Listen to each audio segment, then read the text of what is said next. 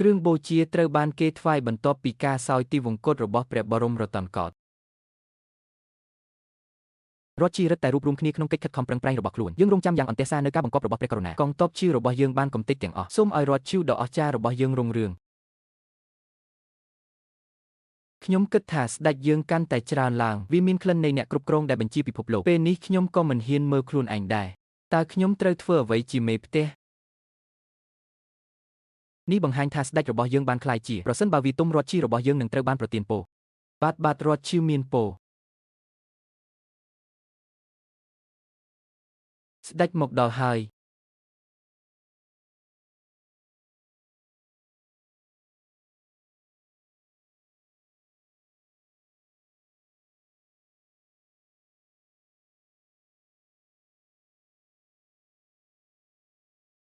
ក្រោកឡើងព្រះអង្គម្ចាស់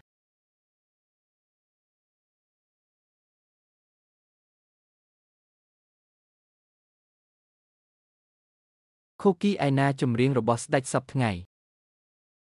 វាជារឿងចម្លែកដែលគ្មានការប្រជុំនៅតុលាការអាត្មាដ៏ធំរបស់ស្ដេចពិតជាធ្វើឲ្យគាត់ការរងចាំគឺពិតជាគួរឲ្យអស់សំណើចណាស់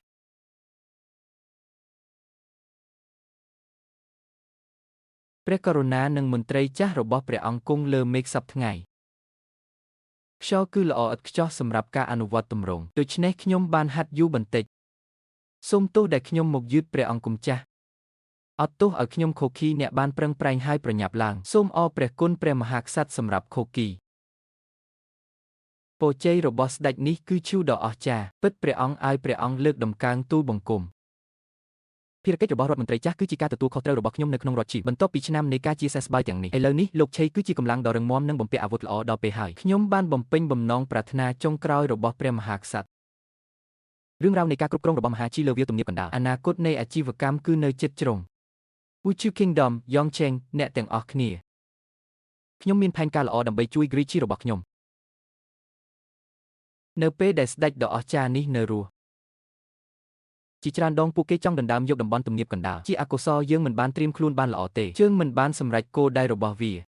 ទោះបីជាលើកនេះយើងបានត្រៀមខ្លួនយ៉ាងល្អក៏ដោយប៉ុន្តែរដ្ឋមន្ត្រីចាស់ម្នាក់នេះជឿថាយើងមិនទាន់ការបញ្ជូនកងទ័ពទៅណៃខូឈីយ៉ាងប្រញាប់ប្រញាល់ទិដ្ឋភាពដ៏ថ្លៃថ្នូររបស់ព្រះអង្គមានចំពោះរដ្ឋជីដើម្បីទម្លាយដើម្បីដណ្ដើមយកតំបន់ទំនាបកណ្ដាលជៀសមិនរួចគឺលោកខាងលិចវាគឺជាចក្រភពលោកខាងលិចនិងឆេនបើទំនាក់ទំនងរវាងប្រទេសទាំងពីរមានភាពល្អប្រសើរយើងវាប្រហារប្រទេសផ្សេងទៀតនៅលោកខាងលិចក្រុមគ្រួសារពិតជានឹងបញ្ជូនកងទ័ពទៅគ្រប់គ្រងរឿងនេះវាមិនងាយស្រួលទេខ្ញុំមានរដ្ឋមន្ត្រីតើព្រះអង្គមានគម្រោងអ្វីខ្លះយើងអាចចាប់ផ្ដើមជាមួយរដ្ឋខេតើប្រទេសមានន័យដូចម្ដេច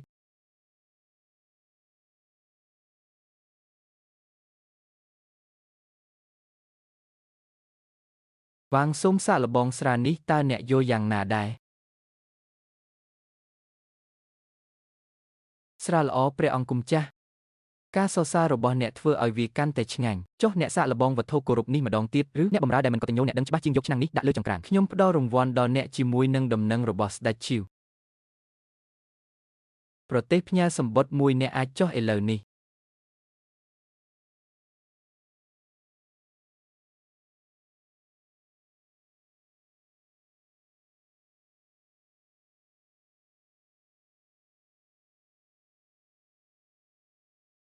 តើវងហ៊ីបង្កបញ្ហាអ្វីដល់ខ្ញុំធុញទ្រាន់នឹងទឹកស៊ុបដែលកំពុងពុះហើយក្តៅក្រហាយនេះគឺមកពីរដ្ឋឈីវ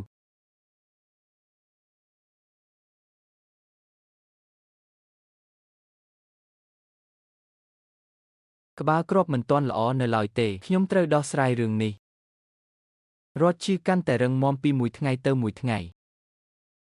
ប្រទេសលោកខាងលិចដ៏ធំរបស់ខ្ញុំស្ថិតក្នុងគ្រោះថ្នាក់ប្រទេសលោកខាងលិចមានភាពរីកចម្រើនរឹងមាំនិងមានទំនៀមទម្លាប់ល្អឆេងហ៊ូមានន័យថាគ្រោះថ្នាក់អ្វីការវាយនរណាម្នាក់មិនមានន័យថាពួកគេនឹងមិនធ្វើនោះទេខ្ញុំនឹងវាយអ្នកប្រសិនបើកងទ័ពមានការធ្វេសប្រហែសការបណ្ដុះបណ្ដាលឥឡូវនេះមានភាពធូររលុងនិងមិនមានវិន័យតើត្រូវធ្វើដូចម្តេចពេលប្រឈមមុខនឹងសង្គ្រាមក្នុងគ្រាវឹកវរក្នុងអំឡុងសង្គ្រាមប្រទេសលោកខាងលិចរបស់យើងបានរក្សាទំនាក់ទំនងល្អជាមួយគ្នាតើសង្គ្រាមនេះនិយាយអំពីអ្វីខ្ញុំគិតថាអ្នកគឺជាអ្នកដែលការព្រួយបារម្ភខ្លាំងពេកគឺគ្រាន់តែមនុស្សព្រួយបារម្ភដោយមិនចាំបាច់ហេតុអ្វីបានជាអ្នកមិនជឿវាមនុស្សម្នាក់គួរតែប្រយ័ត្ននឹងអ្នកដទៃជានិច្ច គ្រាន់តែធ្វើពុតថាខ្ញុំកំពុងនិយាយក្នុងដំណេកនេះព្រះអង្គគុំចាស់សម្ដេចព្រះអង្គឲ្យសូមចាត់ទុករាជវង្សណាសាលនេះស្ថិតក្នុងភាពវឹកវរទាំងស្រុង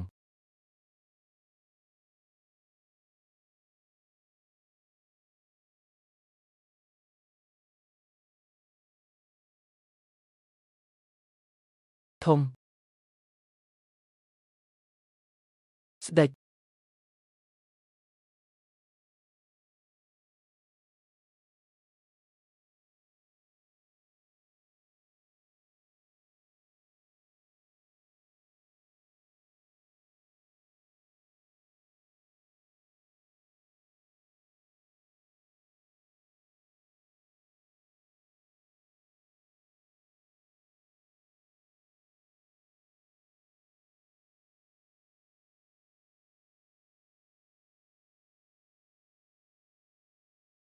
លោកគ្រូខ្ញុំឈ្នះ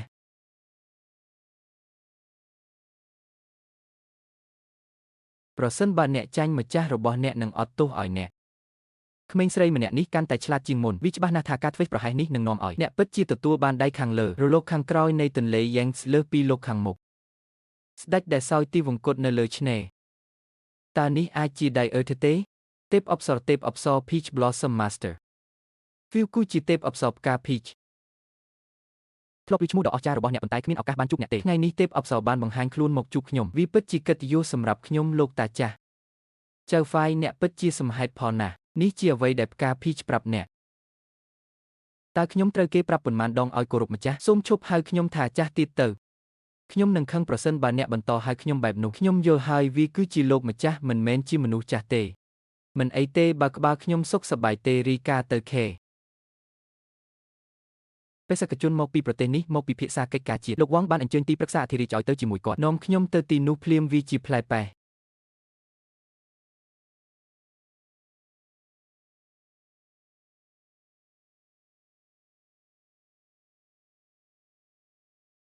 ទោះបាននិយាយថាបេសកជនមកពីរដ្ឋខេបានមកដល់ហើយតើអ្នកកំពុងធ្វើអ្វីរសជាតិអាហាររបស់ Chengo ម្ហូបមើលទៅល្អយើងគួរតែនៅទីនេះដើម្បីញ៉ាំអ្នកគួរតែបញ្ជាទិញផ្កា Peach ខ្លះនៅពេលកំពុងញ៉ាំខ្ញុំគិតថាមានរឿងកើតឡើងនៅទីនេះខេហៅមនុស្សកំណាចច្បត់បានបញ្ជូននរណាម្នាក់ទៅខាងមុខ Dyer គ្មានអ្វីល្អនឹងមកជាមួយនេះអ្នកដឹងច្រើន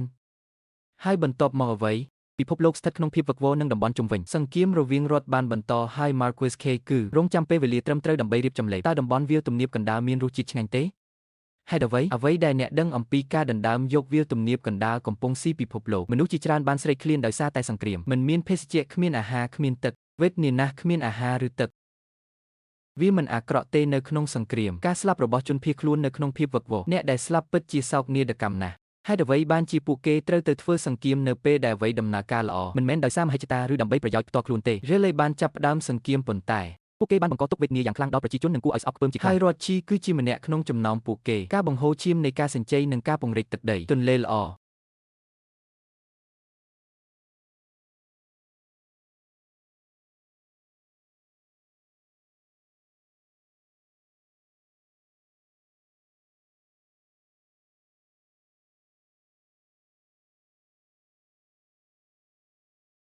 មកទាំងអស់គ្នាផឹកមួយពេងនេះឲ្យអស់ពីចិត្ត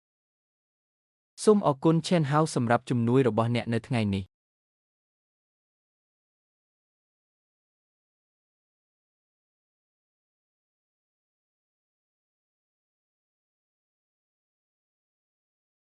មកដល់ Chengyo ខ្ញុំបានឃើញ Chengyo Zen វានិយាយអំពីប្រទេសដែលរីកចម្រើននិងរឹងមាំតើអ្នកស្គាល់ស្រាយប់នេះនៅណាពិធីជប់លៀងបានធ្វើឲ្យបេសកជនពេញចិត្តយ៉ាងខ្លាំងខ្ញុំពេញចិត្តនឹងការរាក់ទាក់របស់ស្ដេចឆៃអូអ្នកនាំសារសូមអង្គុយចុះមិនចាំបាច់ទេអ្នកអាចចាក់ចេញឥឡូវនេះគេថាអ្នកនាំសារមកដល់ពេលនេះសូមនិយាយដោយស្មោះត្រង់និងបើកចំហពីអ្វីដែលអ្នកត្រូវនិយាយអានឹងនិយាយដោយស្មោះត្រង់ជាមួយស្ដេចនិងទីប្រឹក្សារាយលើកនេះខ្ញុំទទួលឥទ្ធិពលពីស្ដេចខ្ញុំគាត់ត្រូវបានបញ្ជូនទៅតាក់ទងកម្លាំងយុទ្ធធរគ្រូបានតាក់ទងទៅកងទ័ពយុទ្ធធរ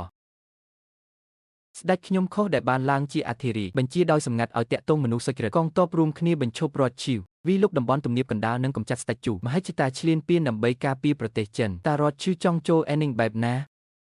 ពួកគេបានចូលលុកលុយតំបន់ Central Plains នោះគឺត្រូវហើយគ្រួសាររបស់ខ្ញុំព្រះមហាក្សត្របានបញ្ជាក់ពីរឿងនេះវាពិតជាពិតហើយគ្រួសារខ្ញុំធំណាស់ស្ដេចបានតាក់ទងនគរបស្ចិមរួចហើយនគរសេនក៏សូមការអនុញ្ញាតពីព្រះករុណាជាមួយនឹងការគ្រប់គ្រងដ៏រឹងមាំរបស់អ្នកគ្រួសាររបស់ខ្ញុំនឹងនៅទីនេះក្នុងពេលឆាប់នេះស្ដេចនឹងអនុវត្តដីកាសម្ងាត់នេះទុកជាមុនមកពិភាក្សារឿងនេះជាមួយស្ដេចសង្គ្រាមហៀបនឹងចាប់ផ្ដើមនៅតំបន់ទំនាបកណ្ដាលរដ្ឋជីពិតជាមានមហិច្ឆតារបស់សត្វចរយើងមិនបានធ្វើបាបជីទេអរិជាណាចក្ររបស់ទូលបង្គំតើព្រះអង្គនឹងក្លាយទៅជាអ្វីបេសកជនក៏ត្រូវហត់ដែរអ្នកនាំសារគួរតែទៅសម្រាកជាមុនសិនអ្នកត្រូវតែនឿយហត់ពីដំណើររបស់អ្នកទៅសម្រាកសិនសូមអរព្រះគុណសារជាថ្មីព្រះអង្គគុំចាស់ខ្ញុំនឹងឈប់សម្រាកឥឡូវនេះ